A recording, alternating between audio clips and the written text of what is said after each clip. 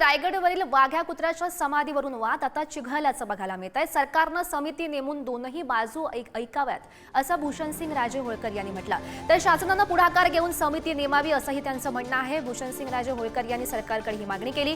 कोणत्याही समाजाची भावना दुखावू नये असंही ते म्हणत आहेत।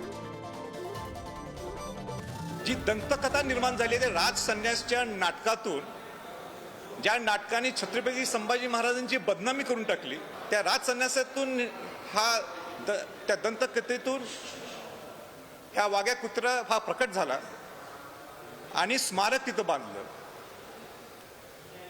एकही रेफरन्सेस तुम्हाला कुठेही पाहायला मिळणार नाहीत। उलट माझं तर असं म्हणणं आहे, सगळ्या इतिहासकारांना सरकारने बोलवावं, मलाही बोलवावं आणि जे विरोध करतात त्यांनाही बोलवावं, समोरासमोर आपण बोलू।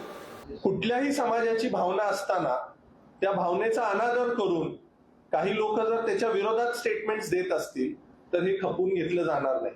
की सर्वच गटाच्या दोन्ही बाजूच्या संघटनांनी, सगळ्या वेगवेगळ्या लोकांनी जे आज ह्याच्यावर बोलतायत, मग ते कुणाचे पॉलिटिकल इंटरेस्ट असतील, कुणाचे पर्सनल इंटरेस्ट असतील, ह्याच्यात मला पडायचं नाहीये।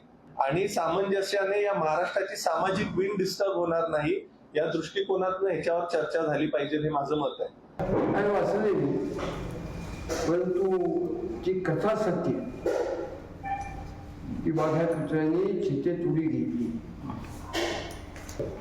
माणसं जेवढी एकनिष्ठ असतात तेवढी कुत्री असतात। पुन्हा आत्ताच्या युगात हो देशाशी असं एकनिष्ठ राहायचंय आपल्याला, याचं द्योतक म्हणून ते पाहिजेच। छत्रपती शिवाजी महाराज ह्यांच्याबरोबरचे सगळेच जे मावळे होते, प्राणी होते, पक्षी होते, ते सगळे निष्ठावान म्हणून गणले जातात। इतिहासामध्ये काही दाखले, काही संदर्भ असतात, ते इतक्या वर्षानंतर ते त्याचं खोदकाम करणं कोणी असेल तितकंसं योग्य नाही असं मला वाटतं।